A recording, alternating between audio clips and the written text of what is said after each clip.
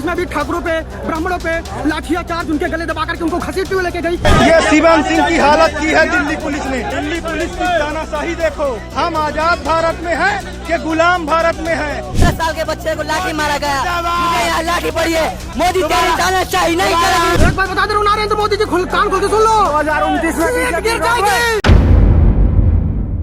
जंतर मंतर पर आपने कॉकरोच जनता पार्टी का प्रदर्शन देखा होगा, उसके समर्थन में तमाम देश के आए युवाओं का साथ भी देखा होगा कि किस तरीके से कॉकरोच जनता पार्टी का साथ दे रहे हैं और सरकार के खिलाफ प्रदर्शन किया जा रहा है परीक्षा की में जो अनियमितताएं पाई जा रही है उसको लेकर।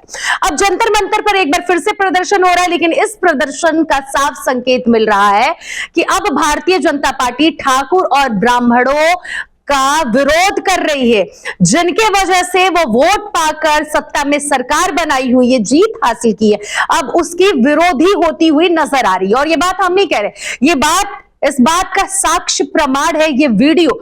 सबसे पहले ये वीडियो देख लीजिए, शायद आपको खबर समझ में आ जाएगी, फिर मैं आपको आगे की पूरी कहानी बताऊंगी। मैं बता दे रहा हूँ, जितने मैंने दिल्ली पुलिस में भी ठाकुरों पे, ब्राह्मणों पे लाठियां चार्ज उनके गले दबा करके उनको घसीटते हुए लेके गई। मैं पूरे वादे के साथ कह रहा हूँ, 80% पुलिस रिजर्वेशन की थी। मैं एज ए पत्रकार को मारेगी पुलिस, दिल्ली नरेंद्र मोदी जी की पुलिस। एक बार बता दे रहा हूँ, नरेंद्र मोदी जी कान खोल के सुन लो, 2029 में गिर जाएंगे। अभी इन्होंने तो आपने ये वीडियो देखा कि किस तरीके से इसमें जो पत्रकार है वो अपने आप को युवक पत्रकार कहता हुआ नजर आ रहा है और कह रहा है कि भारतीय जनता पार्टी की सरकार 29 में सरकार उसकी गिर जाएगी। आखिरी में आपने जरूर ये बात सुना होगा, वॉइस क्लियर नहीं है लेकिन वो युवक कहते हुए नजर आ रहे हैं। शुरुआत में वो युवक ये भी कहता हुआ नजर आ रहे हैं कि ठाकुर और ब्राह्मणों को ये मारेगी दिल्ली पुलिस, ठाकुर और ब्राह्मणों को ये दिल्ली पुलिस मारेगी, इनकी औकात है, इस तरह से ये कहते हुए नजर आ रहे हैं। यानी कि अब भारतीय जनता पार्टी ठाकुर और ब्राह्मणों का विरोध कर रही है, इनकी विरोधी बन गई है, जिनके वजह से वो कुर्सी पर बैठी हुई है। ये कहा जाता है कि भारतीय जनता पार्टी को सबसे ज्यादा अगर कोई वोट देता है तो वो है जनरल कैटेगरी, और जनरल कैटेगरी में भी ब्राह्मण जाति और ठाकुर जाति के जो लोग हैं वो आते हैं। तो ऐसे में इन लोगों के बलबूते जब भारतीय जनता पार्टी ने अपनी सरकार बनाई हो और इन्हीं लोगों के ऊपर जब लाठियां बरसाई जा रही है तो अब सवाल खड़े होना लाजमी हो जाता है। दरअसल आपको बताते चले कि जंतर मंतर पर जहां एक तरफ कॉकरोच जनता पार्टी धर्मेंद्र प्रधान के इस्तीफे की मांग को लेकर और दूसरी तरफ परीक्षाओं में जो अनियमितताएं आ रही है, लीक हो रहा है, इसको लेकर कठिन रूल रेगुलेशन बनाए और शिक्षा मंत्री का इस्तीफा चाहिए, उनको उनकी चीजें मिल गई, उन्होंने प्रदर्शन समाप्त कर दिया। लेकिन अब एक बार फिर से जंतर मंतर पर प्रदर्शन हो रहा है, ये भी प्रदर्शन युवाओं का है, लेकिन फर्क थोड़ा सा है क्योंकि अब कुछ युवा ऐसे हैं जो ये बात कह रहे हैं कि आरक्षण हटाओ।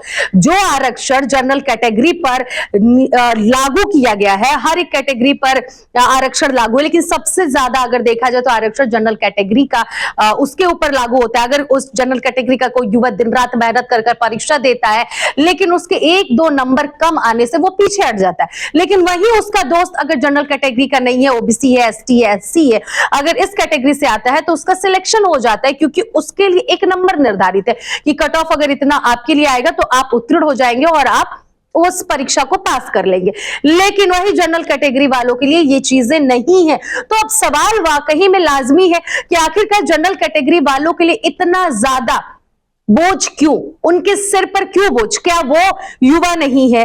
क्या वो इंसान नहीं है? क्या वो इस देश के नागरिक नहीं है? क्या उनके अंदर कुछ अलग चीजें हैं जिसके वजह से वो परीक्षा पास कर जाएंगे? युवाओं की मांग है कि कैटेगरी जो है, आरक्षण जो दिया जा रहा है वो जाति के आधार पर ना दिया जाए बल्कि उसकी दयनीय स्थिति पर दिया जाए, उसकी जाति पर ना देकर उसका जो स्थिति है, किस तरह से है, क्या फैमिली बैकग्राउंड है, उस बेसिस पे उसको आरक्षण दिया जाए, जाति के आधार पर ना दिया जाए। क्योंकि जाति देखकर हम किसी को परीक्षा में पास या फेल नहीं कर सकते हैं, क्योंकि मेहनत जनरल कैटेगरी वाला भी उतना ही कर रहा है, ओबीसी एसटी एससी वाला भी उतना ही कर रहा है, लेकिन सबके लिए एक कैटेगरी और एक कट ऑफ मार्क्स बना के हर परीक्षा के लिए रखे गए हैं। तो ऐसे में जनरल कैटेगरी वाला अगर ज्यादा नंबर पा रहा है फिर भी वो परीक्षा में उत्तीर्ण नहीं है, क्योंकि उसके लिए उससे भी ज्यादा एक कैटेगरी निर्धारित करके रखी गई है कि आप इतना मार्क्स लाओगे तभी आप परीक्षा पास करोगे।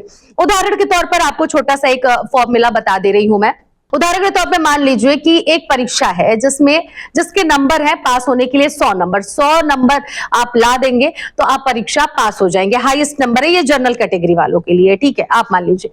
अब ST SC वालों के लिए है कि वो 50 ला देंगे, वो 40 ला देंगे, वो 80 ला देंगे तो वो पास हो जाएंगे, ठीक।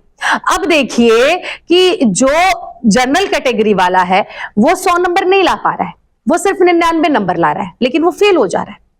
और वही उसका दोस्त अगर OBC और ST SC से है और सिर्फ 40, 50 और 80 नंबर ला रहा है तो फिर वो पास हो जा रहा है। उसने मेहनत भी कम की है, उसने नंबर भी कम लाए। जनरल कैटेगरी वाला मेहनत भी ज्यादा किया है, नंबर भी ज्यादा लाए, लेकिन वो फेल है। तो इसको लेकर युवाओं में आक्रोश है, नाराजगी है कि अगर आप धर्मेंद्र प्रधान को शिक्षा के लिए उनको उस कुर्सी से हटा सकते हैं कॉकरोच जनता पार्टी के कहने पर, और अगर आप परीक्षा में अनियमितताओं को लेकर अगर आप जांच पड़ताल और उसके लिए एक योजना बना रहे हैं, संसद में अपने बिल भी पास करवाए, तो फिर आरक्षण हटाओ नीति भी लागू होनी चाहिए। आरक्षण के बल पे इस देश के युवा नहीं आगे बढ़ सकते हैं।